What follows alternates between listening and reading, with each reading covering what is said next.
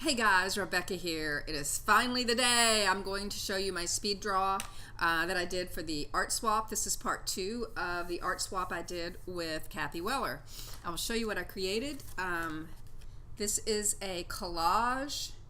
The owl has got these little copper washers for eyeballs. So I got this done, and then I created a digital version in Photoshop using a dotted paintbrush.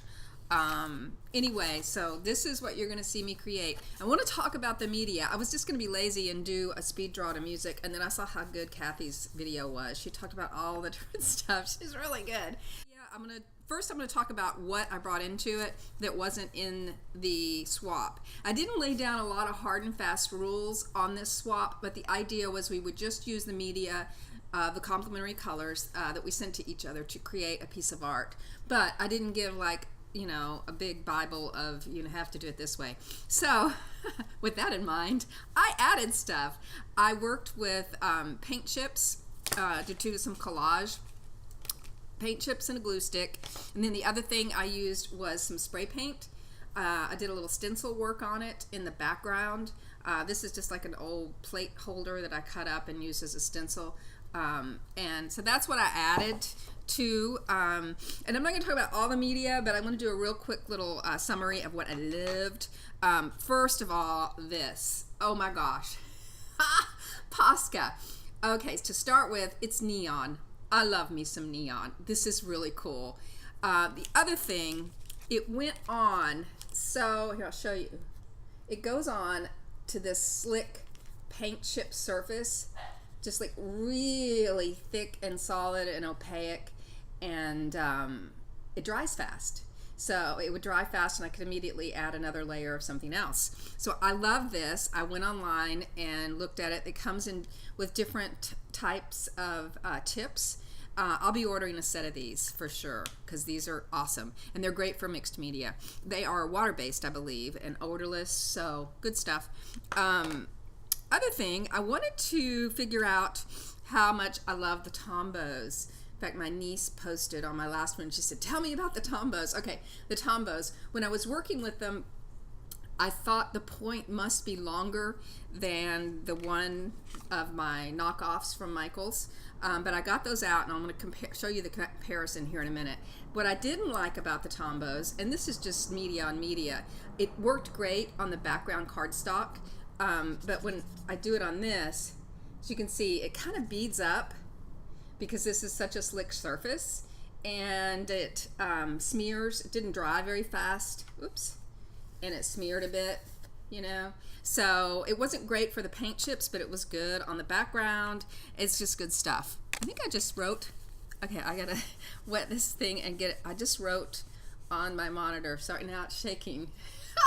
Okay, not real polished video, sorry. Okay, so let me show you the comparison. This is the Artist Loft from Michaels, and I'm gonna take the cap off. I'm gonna take the cap off of the Tombow. Look at that. The points are pretty much identical. I felt like the colors were equally vibrant, but look at the size of them. Okay, this is, I don't know if you can see that. Let me here. Grab a piece of white so you can better see that.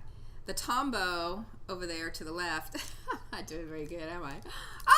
Okay, the Tombow is significantly larger, longer. The tip is the same, but the overall length of the tool is, which I assume means it's got more ink in it. Who knows? But in reading the casing itself, the Tombow is acid-free. So this says nothing about it being acid-free. So if you want a good cheap knockoff, there's nothing wrong with, oops, I put the wrong lid on the wrong thing. There's nothing wrong with the Artist Loft knockoff from Michaels.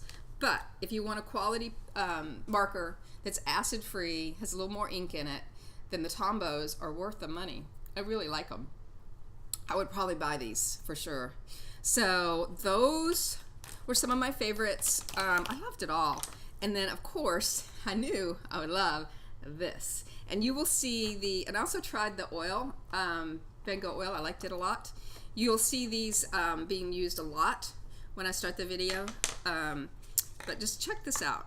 I mean, this is just the coolest. So here's a paint chip. And this, let me get another one. This stuff goes on so well and just stays there, and it's great. I love the Neo colors. I own these. I love having some more. I highly encourage you guys to go out. They're a little pricey, but they're worth every penny. Get yourself some Neo colors and play. It's takes crayons to a whole new level. So anyway, yeah.